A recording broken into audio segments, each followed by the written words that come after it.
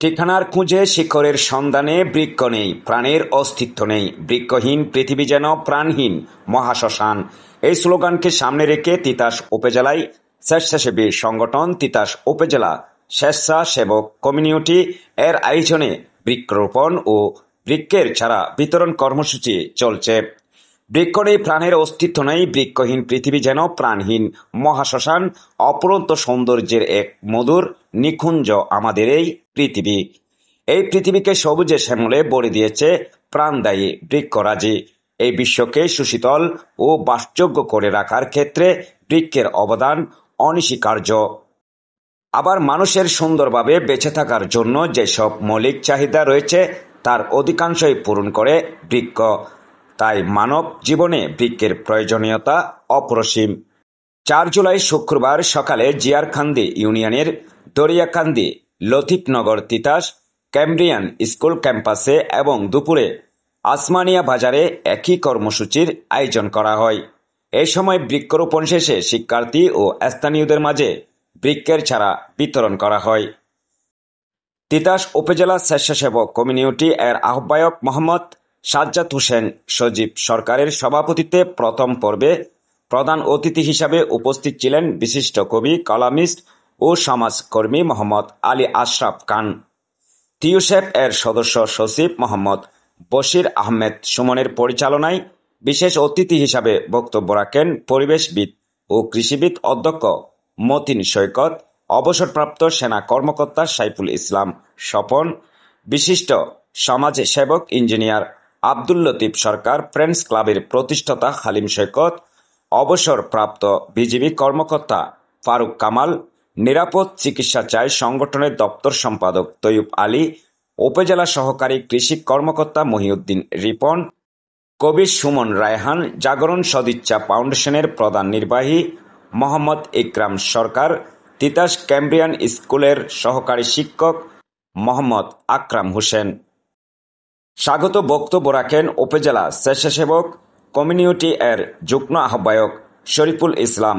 কার্যক্রমে অংশ নেন স্থানীয় জনপ্রতিনিধি, গণ্যমান্য ব্যক্তি, টিউসেক এর সদস্য বৃন্দের মধ্যে হাসান, নাজমুল, সাকিব, সাফি, সারোয়ার, স্বেচ্ছাসেবক ও স্কুলের শিক্ষার্থীরা। দ্বিতীয় পর্বে আসমানিয়া বাজারে অনুষ্ঠিত অনুষ্ঠানে প্রধান অতিথি হিসাবে উপস্থিত ছিলেন বাংলাদেশ জামায়াত ইসলামী তিতাস উপজেলা শাখার আমির ইঞ্জিনিয়ার শামীম সরকার বিজ্ঞ।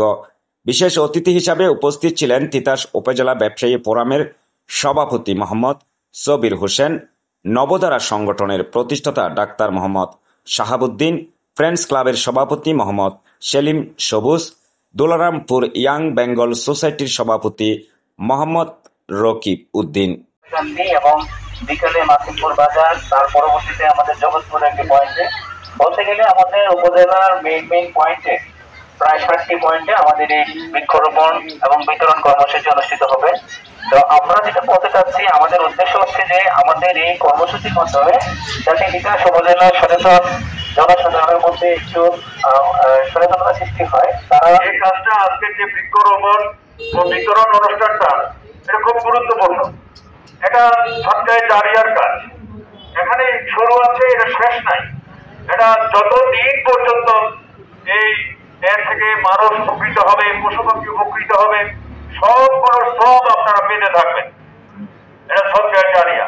হয়তো আপনারা পৃথিবী থাকবেন না, কিন্তু এটার সব চলতে থাকবে। অন্যান্য আমল আপনারা দেখেছেন যে এখনকার সময়ে ক্লাইমেট চেঞ্জ হচ্ছে। যেমন অনেক সময় দেখা যায় যে এখন বর্ষার সময় অথচ বর্ষা নেই, অনেক টেম্পারেচার, অনেক গরম। এর কারণে হচ্ছে আমাদের প্রকৃতি থেকে গাছ ক্ষয় হয়ে যাচ্ছে। গাছ কত পরিমাণে গাছ আমরা ক্ষয় করে ফেলছি, কেটে ফেলছি, যে কারণে এই পরিবেশের একটা মারাত্মক অবক্ষয় সৃষ্টি হচ্ছে। মাসব্যাপী বৃক্ষরোপণ কর্মসূচির ও বিতরণ কর্মসূচির আজকে দ্বিতীয় দিনের দ্বিতীয় পর্ব। আমরা আজকে প্রথম পর্ব দরিকান্দি ক্যাম্ব্রিয়ান স্কুলে 400 চারা বিতরণ করছি। আজকে দ্বিতীয় পর্বে আসমানিয়া বাজারে বিতরণ কার্যক্রম এখন উদ্বোধন করা হবে। আজকে সবার সম্মানিত প্রধান অতিথি, বিশেষ অতিথিবৃন্দ, আপনারা